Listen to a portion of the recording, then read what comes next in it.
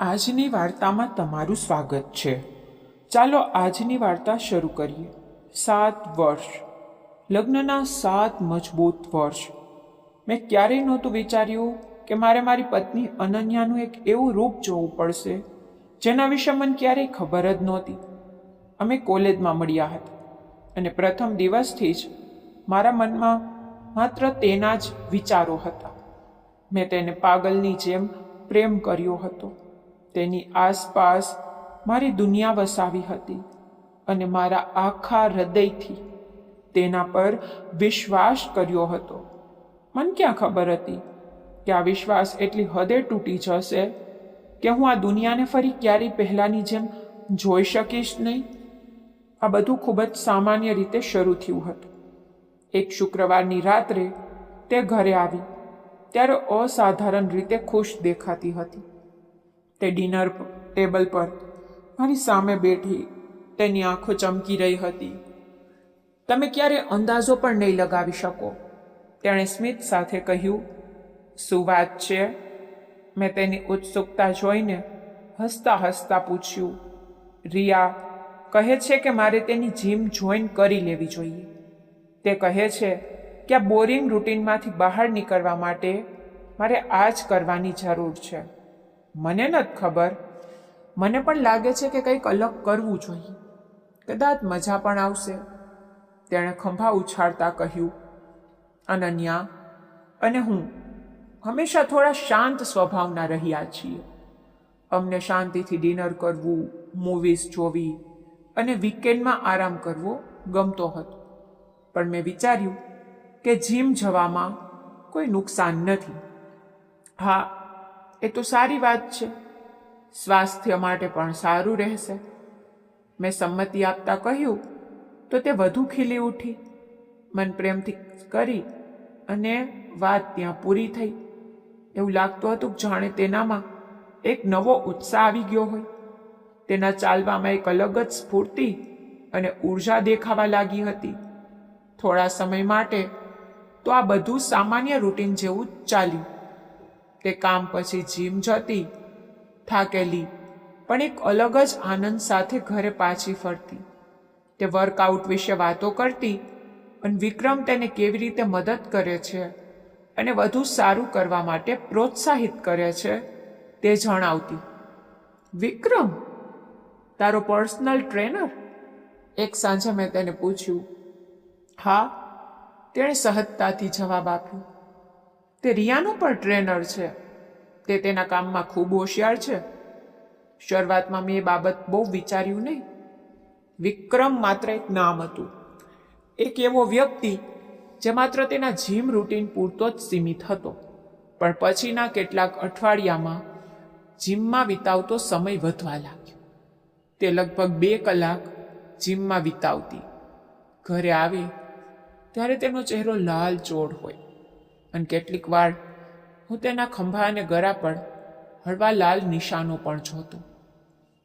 એક રાત્રે જ્યારે તે શાવર લેવા જઈ રહી હતી ત્યારે મેં તેના શર્ટ નીચે એક મોટો કાળો ડાઘ જોયો. અરે, મેં મારો અવાજ હળવો રાખવાનો પ્રયત્ન કરતા કહ્યું. તને વાગ્યું છે કે શું? તે ચમકી ગઈ અને ઝડપથી તેને ઢાંકી દીધું. ઓ, કંઈ નથી, બસ જરા સખ્ત વર્કઆઉટ થઈ ગયું હતું. હું જેટલું આ વિશે વિચારતો તેટલી જ મને અસ્વસ્થતા અનુભવાતી. પણ તે મને કરતી. થાકી ગઈ છે તેમ કહીને પલંગમાં સૂવા જતી રહેતી અને દરરોજ રાત્રે તેની પડખે સૂતી વખતે હું જાગતો રહેતો અને એક અજ્ઞાત ડર મને ઘેરી વળતો. વાત ફક્ત જીમની નહોતી, વાત રિયાની પણ હતી. મને રિયા બહુ પસંદ નહોતી. તેના 2 વાર ડિવોર્સ થઈ ચૂક્યા હતા અને બંને વાર કારણ એ હતું કે તેણે પોતાના પતિઓને ધોકો આપ્યો હતો. તેનું વર્તન થોડું છીછરું હતું. પરંતુ તે અને અનન્યા કોલેજ સમયથી બેનપણીઓ હતી એટલે હું તેમને મળતા રોકી શકતો નહોતો. છેલ્લા કેટલાય મહિનાઓથી અનન્યા અને રિયા વધુ સમય સાથે વિતાવા લાગી હતી. જીમ પછી બંને ગર્લ્સ નાઇટ માટે બહાર જતી. મને શંકા થવા લાગી કે આ બધું માત્ર જીમ અને ડિનર સુધી સીમિત નહોતું. એક રાત્રે જ્યારે તે મોડી ઘરે આવી, તેના વાળ વિખરાયેલા હતા અને તેનામાંથી એક અજાણ્યા પરફ્યુમની સુગંધ આવતી હતી. ત્યારે મેં તેને ટોકી, અનન્યા, શું તારે રોજ રાત્રે બહાર જવું જરૂરી છે? તને ખબર છે ને કે આપણે હવે સાથે સમય જ વિતાવતા નથી. તેને મારી તરફ જોયું. તેના ચહેરા પર ગુસ્સો આવી ગયો. તું શું કહેવા માંગે છે કરણ? મને પણ મારો પોતાનો સમય જોઈએ છે. તને ખબર છે ને કે હું છેલ્લા કેટલાક સમયથી કેટલી બોર થઈ ગઈ હતી. મેં વાત જતી કરી, પણ મારું મન સતત શંકા કરી રહ્યું હતું. એક સાંજે અનન્યા અને મેં બહાર ડિનર કરવા જવાનું અને સોસાયટી નજીક ટહેલવાનું નક્કી કર્યું. સરસ વાતાવરણ હતું.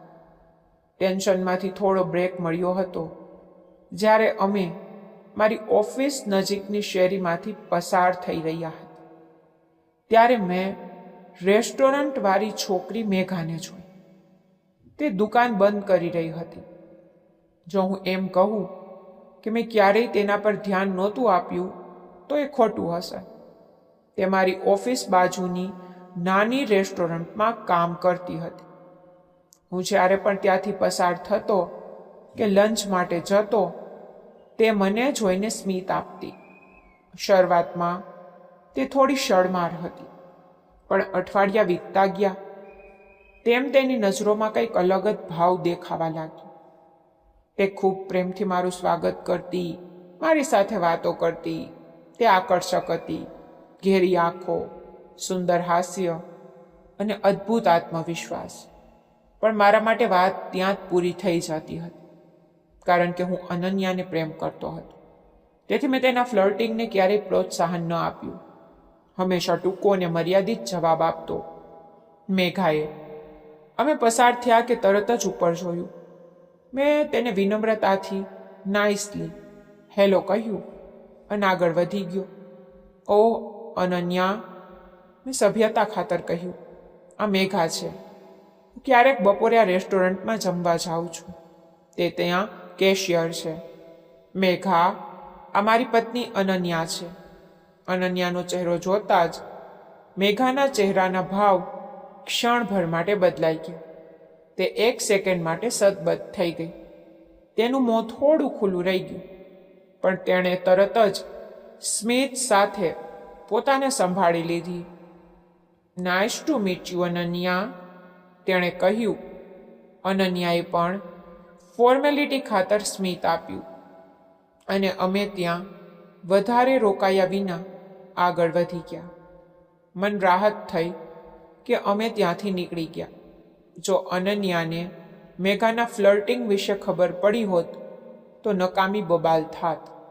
તે જ રાત્રે અનન્યાના સૂઈ ગયા પછી મારા ફોન પર એક અજાણ્યા નંબરથી મેસેજ આવ્યો. હે, હું મેઘા છું. મેં સ્ક્રીન સામે જોયું. મને ગુસ્સો આવ્યો. તે અત્યારે મને કેમ મેસેજ કરી રહી હતી અને તેને મારો નંબર ક્યાંથી મળ્યો? મેં શક્ય તેટલી વિનમ્રતાથી જવાબ આપ્યો અને મને હેરાન ન કરવા કહ્યું. 1 મિનિટ પછી ફરી મેસેજ આવ્યો. પ્લીઝ કરણ, મારે તારી સાથે બહુ જ અગત્યની વાત કરવી છે. તેના મેસેજનો સૂર ગંભીર હતો. કંઈક ગડબડ છે તેવું લાગતા મેં ટેક્સ્ટ કર્યો. સારું, શું વાત છે? તેને રૂબરૂ મળવા કહ્યું અને દાવો કર્યો કે આ વાત ફોન પર થઈ શકે તેમ નથી. મેં તેને ઇગ્નોર કરવાનું વિચાર્યું, પણ મારા મનમાં એક અજીબ બેચેની થવા લાગી. મને લાગ્યું કે મારે તેનું સાંભળવું જોઈએ. તેથી મેં બીજા દિવસે નજીકની એક કેફેમાં મળવાનું નક્કી કર્યું. હું પહોંચ્યો ત્યારે તે બારી પાસે બેઠી હતી. મને જોઈને તેના ચહેરા પર રાહત દેખાઈ. આવા માટે આભાર, તેણે શાંતિથી કહ્યું. મેઘા, મને નથી ખબર આ શાના વિશે છે, મેં કડક અવાજે કહ્યું. પણ મને આ રીતે મોડી રાત્રે મેસેજ કરવા ગમતા નથી, તને ખબર છે ને કે હું પરણિત છું? તેણે ઝડપથી માથું હલાવ્યું. હા હા, હું જાણું છું. અને સોરી, મારો હેતુ કોઈ મુશ્કેલી ઊભી કરવાનો નહોતો, પણ તારી પત્ની વિશે એક વાત જાણવી જરૂરી છે. મારું આખું શરીર અકળાઈ ગયું. આ કહેવું સરળ નથી. તેને શરૂ કર્યું, પણ મેં તેને કોઈ બીજા સાથે જોઈ છે. ગઈકાલે રાત સુધી મને ખબર નહોતી કે તે તારી પત્ની છે, પણ હું તેને જીમથી ઓળખું છું. તે અવારનવાર જીમ આવે છે. મેઘાએ આગળ કહ્યું. પણ ફક્ત તે એકલી નથી હોતી, તેની સાથે હંમેશા એક બીજી છોકરી પણ હોય છે. એ રિયા છે. મેં મારું પેટ પીડાથી ભરાઈ જતા કહ્યું. તે રિયા હંમેશા ત્યાંના એક પર્સનલ ટ્રેનર સાથે હોય છે. મને લાગે છે કે તેઓ કપલ છે. મેઘાએ ઉમેર્યું. અને તારી પત્ની? તે પણ અવારનવાર એક બીજા છોકરા સાથે હોય છે. તે પણ એક ટ્રેનર જ છે. અને તે રિયાના બોયફ્રેન્ડનો દોસ્ત છે. ચારેય હંમેશા સાથે હોય છે, વર્કઆઉટ કરે છે, હસે છે અને સમય વિતાવે છે. મેઘાના શબ્દો સાંભળીને મારા શરીરમાંથી ધ્રુજારી પસાર થઈ ગઈ. મેં તેને છોકરાને જોઈ છે, મેઘાએ ધીમેથી કહ્યું. મારું હૃદય જાણે બેસી ગયું. શું? તે બરાબર શું જોયું? મેં સાવ ધીવા અવાજે પૂછ્યું. મેઘાએ ઊંડો શ્વાસ લીધો. મેં તેમને પાર્કિંગ લોટમાં 2-3 વાર જોયા છે. તે તેની સાથે હતી અને તેઓ રહ્યા હતા. કરણ, તે માત્ર ફ્રેન્ડલી ક્રિસ નહોતી. મારા હૃદયના ધબકારા વધી ગયા. હવે બધી કડીઓ જોડાઈ રહી હતી. જે વાતોને હું અત્યાર સુધી નજરઅંદાજ કરતો હતો, તે બધી સાચી સાબિત થઈ રહી હતી. શરીર પરના નિશાનો, મોડા સુધી ગાયબ રહેવું, ગર્લ્સ નાઇટ, આ બધા ચીનો મારી સામે જ હતા. અનન્યા મને ધોકો આપી રહી હતી. બીજા દિવસે મેં પોતે જ સત્ય શોધવાનું નક્કી કર્યું. હું ઓફિસેથી વહેલો નીકળી ગયો, જીમ પાસે ગાડી પાર્ક કરી અને રાહ જોવા લાગ્યો. મારા મનનો એક ખૂણો આશા રાખતો હતો કે આ બધું ખોટું નીકળે, પણ પછી મેં તેમને જોયા. અનન્યા અને વિક્રમ, તેનો ટ્રેનર, સાથે હસતા હસતા બહાર આવ્યા. વિક્રમ ઊંચો, એથ્લેટિક અને હેન્ડસમ હતો. મને યાદ આવ્યું કે અનન્યાએ એકવાર કહ્યું હતું કે તેને આવા બોડી બિલ્ડર ટ્રેનર પસંદ નથી. પણ હવે બધું બદલાઈ ચૂક્યું હતું. જ્યારે તેઓ પાર્કિંગ તરફ ચાલ્યા, તેણે વિક્રમના હાથને સ્પર્શ કર્યું અને તેની સામે એવી રીતે જોયું જે રીતે તે મારી સામે વર્ષોથી નહોતી જોતી. તેઓ એકબીજાની નજીક આવ્યા, પણ જેવી જ જતા હતા, જીમમાંથી કોઈક અવાજ આપ્યો, હે વિક્રમ, અને તેઓ દૂર થઈ ગયા. મેં મારી મુઠ્ઠીઓ ભીસી લીધી. ગુસ્સો 7મા આસમાને હતો, પણ હું પુરાવા વગર તેની સાથે ઝઘડો કરવા નહોતો માંગતો. તે રાત્રે જ્યારે અમે ઘરે પહોંચ્યા, ત્યારે મેં એવું નાટક કર્યું જાણે બધું સામાન્ય હોય, પણ મને ઊંઘ ન આવી. બીજા દિવસે સવારે મેં એક પ્લાન બનાવ્યો.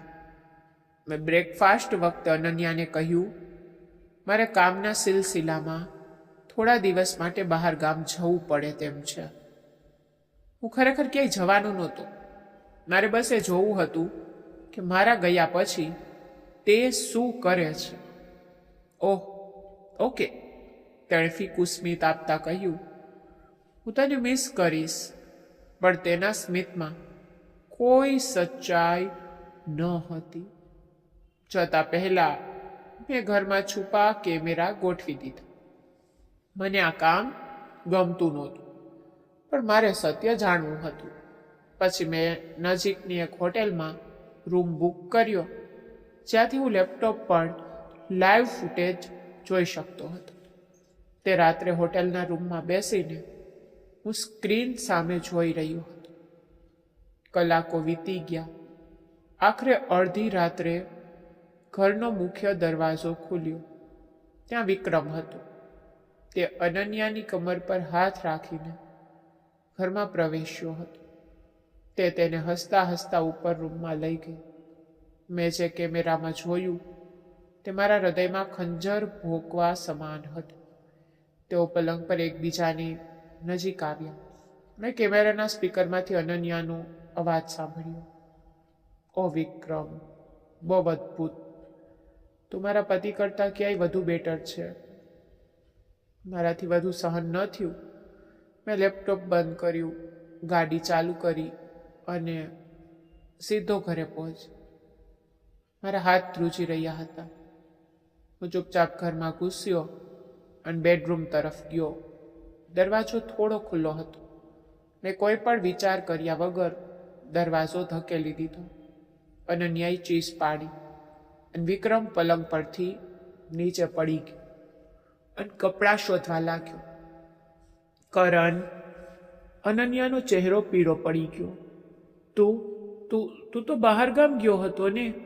ઓ, તેની ચિંતા ન કર, મેં અત્યાર સુધીના સૌથી ઠંડા આવાજે કહ્યું. તો મારા ગયા પછી તું આ બધું કરે છે? વિક્રમ ગભરાઈ ગયો. મેં અનન્યા સામે જોયું. શું તું મને ક્યારેય કહેવાની હતી કે આખી જિંદગી જૂઠ જ બોલવાની હતી? અનન્યાનો ચહેરો કરવાઈ ગયો. અને હા, આ કેટલા સમયથી ચાલે છે? અઠવાડિયાથી, મહિનાઓથી? મેં પૂછ્યું. મને કંઈક નવું, કંઈક એક્સાઇટિંગ જોતું હતું. અનન્યાએ ધ્રુજતા અવાજે કહ્યું, તું મને ખુશ નથી રાખી શકતો. તું મારા માટે બોરિંગ છે. તેના શબ્દો મારા પેટમાં વાગેલા પાટું જેવા હતા. બોરિંગ? મેં અવિશ્વાસથી માથું હલાવ્યું. મેં વિચાર્યું હતું કે લગ્ન એટલે કમિટમેન્ટ, વિશ્વાસ અને સાથે બનાવેલી જિંદગી. 7 વર્ષના લગ્ન જીવનનો તું આ રીતે અંત લાવે છે અનન્યા? મેં ગુસ્સાથી કહ્યું. તેણે નિરાશાથી ખંભા ઉછાળ્યા. હું થાકી ગઈ હતી કરણ. રોજના એ જ રૂટીનથી હું ગૂંગળામણ અનુભવતી હતી. વિક્રમ સાથે મને ઉત્સાહ અનુભવાય છે, જે તારી સાથે ક્યારેય નથી મળ્યો. તેના અવાજમાં કોઈ પસ્તાવો નહોતો, માત્ર કડવાશ હતી. હું સદબદ્ધ થઈને ઊભો રહ્યો. જે સ્ત્રી સાથે મેં 7 વર્ષ વિતાવ્યા હતા તે આટલી નિષ્ઠુર હોઈ શકે? વિક્રમ તરફ જોઈને કહ્યું, તારા કપડાં ઉપાડને, અહીંથી નીકળ. વિક્રમ શાંતિથી ત્યાંથી નીકળી ગયો. બીજા જ દિવસ મેં અનન્યાને તેનો સામાન પેક કરીને નીકળી જવા કહ્યું. મેં મારા વકીલને ફોન કરીને ડિવોર્સની પ્રોસેસ શરૂ કરી દીધી. થોડા દિવસો પછી જ્યારે હું ઘરે પાછો ફરી રહ્યો હતો ત્યારે મેં વિક્રમને મારા ઘરના દરવાજા બહાર ઊભેલો જોયો. હવે તારે શું જોઈએ છે? મેં ગુસ્સાથી પૂછ્યું. હું ખરેખર માફી માંગવા આવ્યો છું ભાઈ, વિક્રમે પસ્તાવા ભર્યા અવાજે કહ્યું. મને ખબર નહોતી કે તે પરિણીત છે. તેણે મને કહ્યું હતું કે તે સિંગલ છે. જો મને ખબર હોત તો હું ક્યારેય આવું ન કરત. આઈ સ્વેર. તેની વાતોમાં સચ્ચાઈ દેખાતી હતી.